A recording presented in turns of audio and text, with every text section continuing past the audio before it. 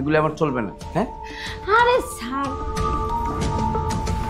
বুঝতে পেরেছি তোমরা কি সার্ভিস দিবে।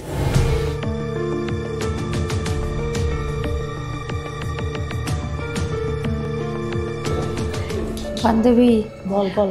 দেখ, মালটা বুড়ো হলে কিন্তু গাড়ি আছে, মানে অনেক টেহা পয়সা আছে। মানে মালটা রেস পড়াইতে বুঝে দেবো। আজকে রাতের মধ্যে আমরা আতাই আমার টেহা পয়সা। তুই ভালো করিস, তুই পড়াইস। আমি তো আপনারা কি হোটেলের সার্ভিস করেন নাকি? জি। আচ্ছা, আমি তো আগের থেকে বুক করে দিয়েছিলাম। কি অনলাইনে বুক করছেন? জি। আচ্ছা, রিসিভ কাউন্টারে যান, দেখেন আমাদের ম্যানেজার সাহেব। আচ্ছা ঠিক আছে।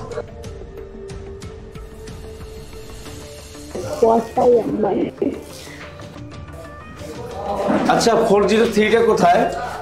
তিনতলা। আচ্ছা চলেন আমরা ওকে দিই। চলো। আসেন, চলেন।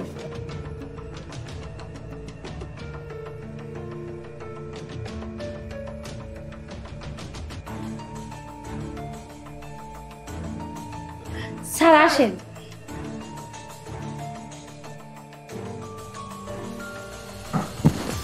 এই কি করছো তোমরা? আরে স্যার একটু খাতে যত্ন করতেছি।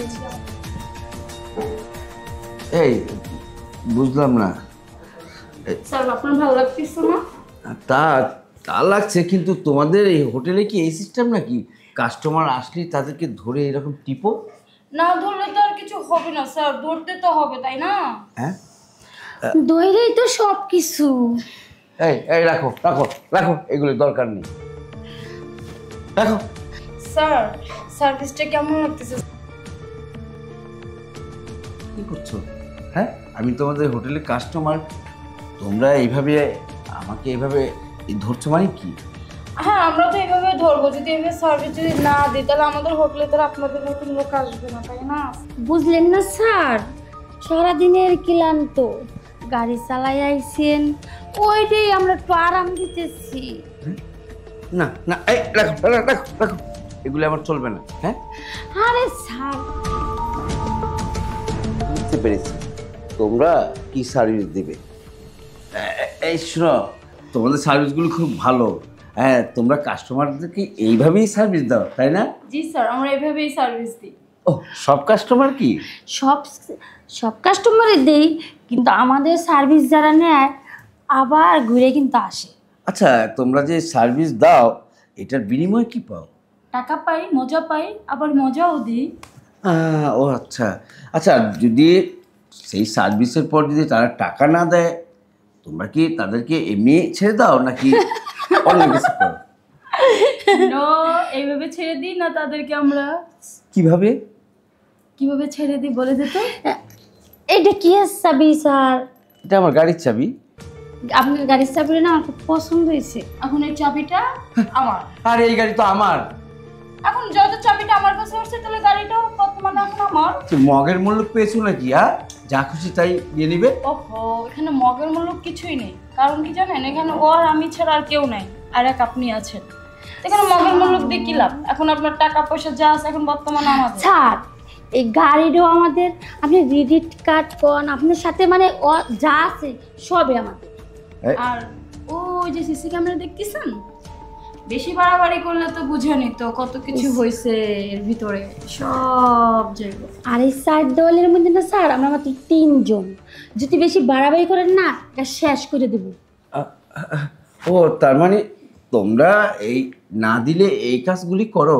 আচ্ছা, আর কি করবো, বেশি জোরাজুরি করলে তো এটা করতে আমাদের বাধ্য। আচ্ছা আচ্ছা, তোমরা কি এই মতো আরো কারোর সাথে করেছিলে এই মাসে বা এই সপ্তাহে বা 2-4 দিন বা 7 দিন আগে? করছি তো অবশ্যই। কি করেছো? জায়গায় শেষ করে দিছি। কাকে? তারপর বস্তার ভিতরে ভরে না গাড়িতে করে নিয়ে নদীতে ফেলাই দিয়েছি। হ্যাঁ, তারপর নদী থেকে গড়িয়ে গড়িয়ে নাচটা সমুদ্র চলে গেল। সমুদ্র থেকে বড় বড় হাঙ্গর মাছ খেয়ে ফেললো, কেউ জানলো না। এই তো ভেবেছিলেন আপনারা, তাই না? অফিসার, আমরা তদন্তের যেটা মূল ঘটনাটা সেটা কিন্তু এদের কাছ থেকে পেয়ে গেলাম। পেয়ে গেছে। শুধু এরা নয়, এদের সাথে এই হোটেলের মালিক, হোটেলের ম্যানেজার, প্রতিবেশী সবাই জড়িত আছে। মূলত একটা চক্র করেছে। বুঝতে পারলে তানিয়া, তোমাকে বলেছিলাম না ইনভেস্টমেন্ট করার জন্য। এখন আমরা বুঝতে পারলাম যে এরাই নাটকটা সাজিয়ে যে কোনো যেমন যে কেউ আসুক কক্সবাজার ঘুরতে, যে কোনো প্রয়োজনে আসুক, তাদেরকে এভাবে মুরগি বানিয়ে তাদের কাছ থেকে সব কিছু হাতিয়ে নেয়। যদি আপোষে দিতে রাজি না হয় তাদেরকে মেরে ফেলে, তাই তো? বলছি এই চক্রের সাথে আর কে বা কারা জড়িত আছে সব আমরা তথ্য বের করব। তানিয়া, জি স্যার। Arrest him. চলো চলো স্যার, চলো। এদিকে লোক, এদিকে লোক।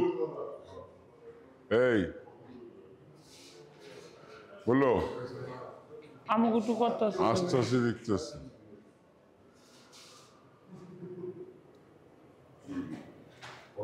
কথা বলো। অ্যাকশন দিছে।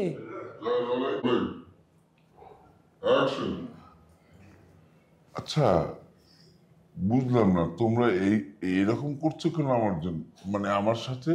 স্যার আপনি আবার যাই দাও, যাই যাই যাই যাই।